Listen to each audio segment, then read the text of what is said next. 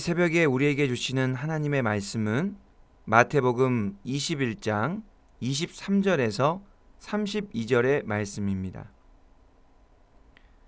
하나님의 말씀을 봉독하겠습니다. 예수께서 성전에 들어가 가르치실새 대제사장들과 백성의 장로들이 나와 이르되 내가 무슨 권위로 이런 일을 하느냐 또 누가 이 권위를 주었느냐. 예수께서 대답하시되 나도 한 말을 너희에게 물으리니 너희가 대답하면 나도 무슨 권위로 이런 일을 하는지 이르리라. 요한의 세례가 어디로부터 왔느냐? 하늘로부터냐? 사람으로부터냐? 그들이 서로 의논하여 이르되 만일 하늘로부터라 하면 어찌하여 그를 믿지 아니하였느냐 할 것이요 만일 사람으로부터라 하면 모든 사람이 요한을 선지자로 여기니 백성이 무섭다 하여 예수께 대답하여 이르되 우리가 알지 못하노라 하니 예수께서 이르시되 나도 무슨 권위로 이런 일을 하는지 너희에게 이르지 아니하리라.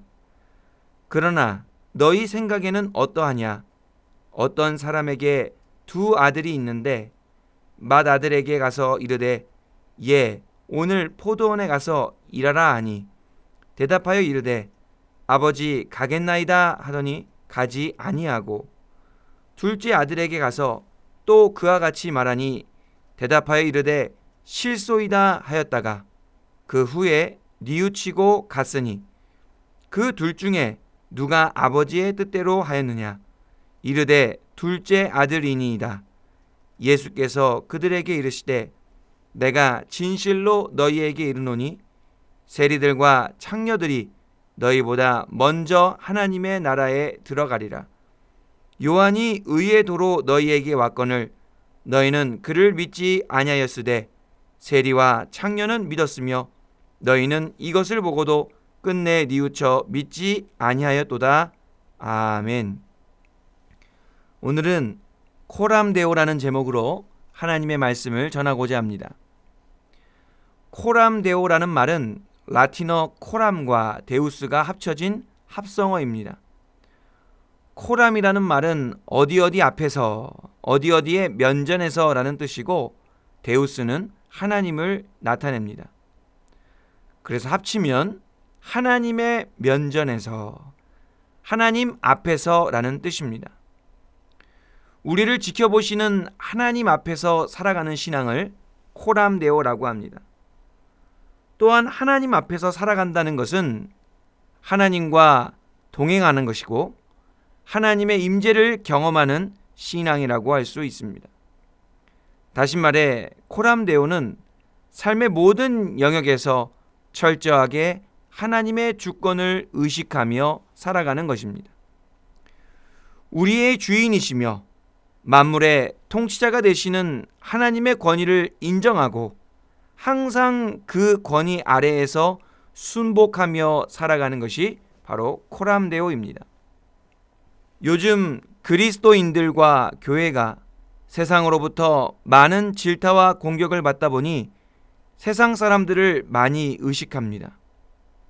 저부터가 음식점에 가든 마트에 가든 어디를 가든 제가 목사이기 때문에 더 조심해야 한다는 생각에 주변 사람들을 먼저 의식하게 됩니다.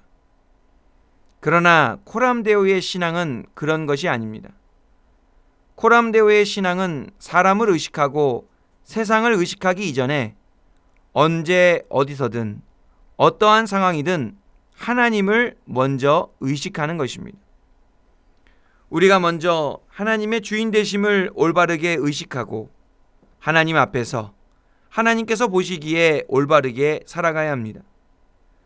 그렇게 하나님의 권위에 철저하게 순복하기로 결단하는 코람데오의 신앙이 이루어진 다음에 사람을 의식하고 세상을 의식해야 합니다. 이것이 뒤바뀌어서 사람을 먼저 의식하고 세상을 먼저 의식하면 하나님의 뜻을 이루어드리는 삶을 살 수 없습니다.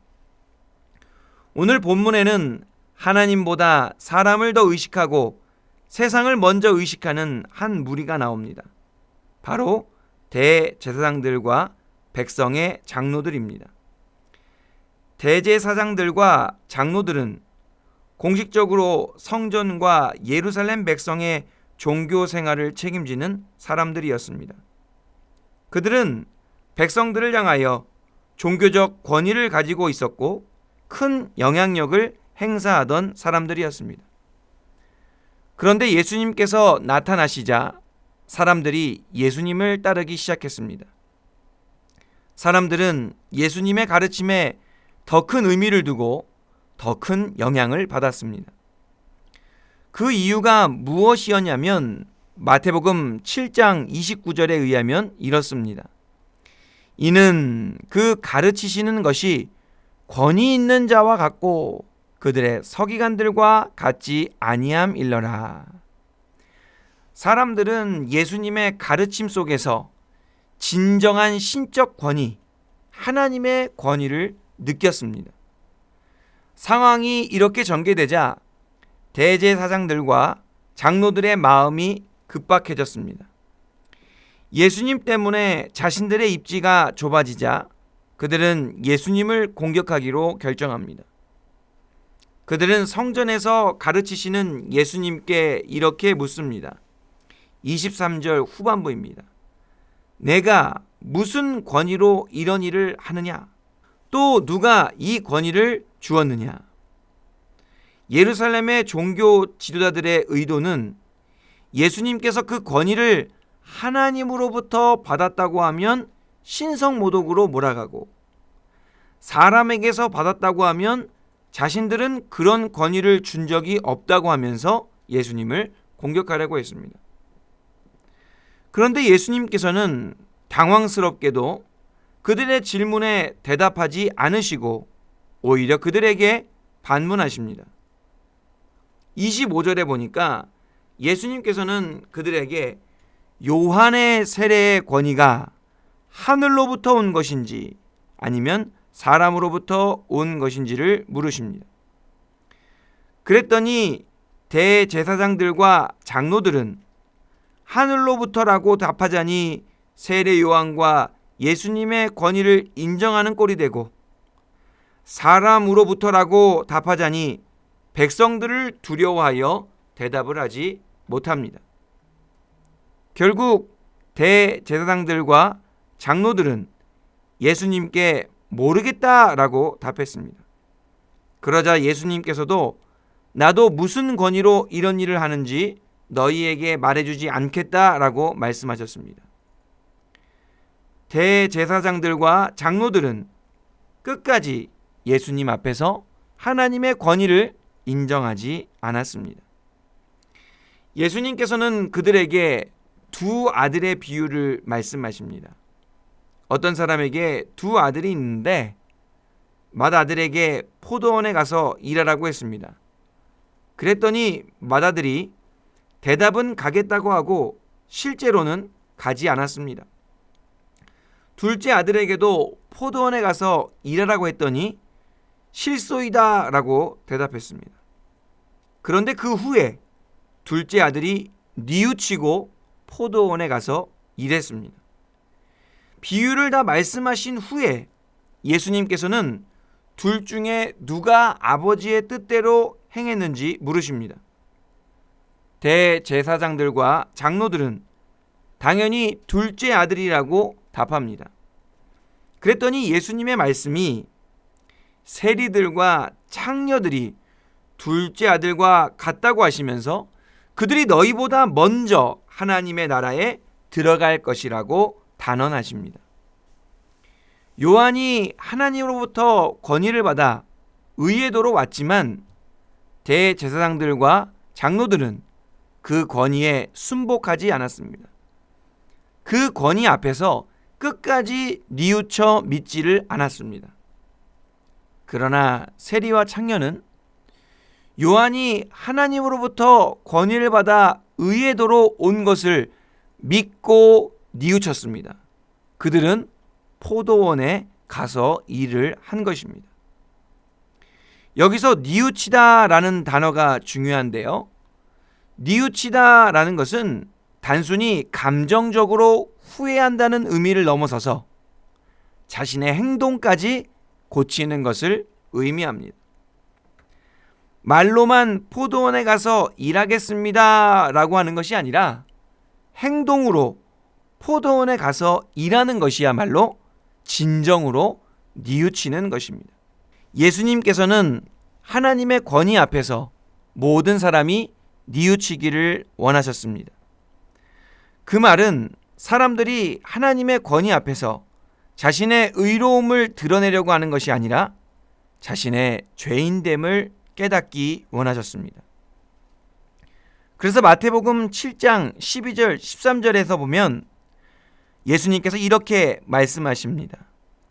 건강한 자에게는 의사가 쓸데없고 병든 자에게라야 쓸데가 있다. 자신은 의인을 부르러 온 것이 아니라 죄인을 부르러 왔다라고 말씀하셨습니다. 예수님께서는 하나님의 권위 앞에서 자신의 죄인됨을 철저하게 인정하고 겸손하게 고백하는 자들을 십자가의 보혈로서 의롭게 여겨주시는 분이십니다. 모든 그리스도인은 십자가의 보혈로 의롭다 여김을 받기 이전에 의사가 되시는 예수님으로부터 치유함을 받기 이전에 하나님의 권위 앞에서 자신의 죄인됨을 철저하게 고백하고 자신이 얼마나 병들었고 연약한지를 인정할 수 있어야 하는 것입니다. 코람데오의 신앙도 그러합니다. 내가 거룩하신 하나님 앞에 서게 되면 나의 의로움이 드러나는 것이 아니라 하나님의 의로우심을 깨달아야 합니다. 하나님께서 얼마나 완전하고 완벽하시고 절대적으로 의로우신지를 느낄 수 있어야 합니다. 그러면 자연스레 의로우신 하나님 앞에서 내가 얼마나 연약하고 부족한 죄인인지를 깨닫게 됩니다.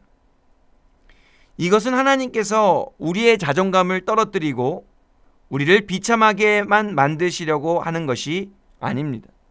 하나님께서 우리의 연약함과 부족함을 깨닫게 하시는 이유는 온전히 하나님만을 전적으로 믿고 의지하게 하기 위함입니다.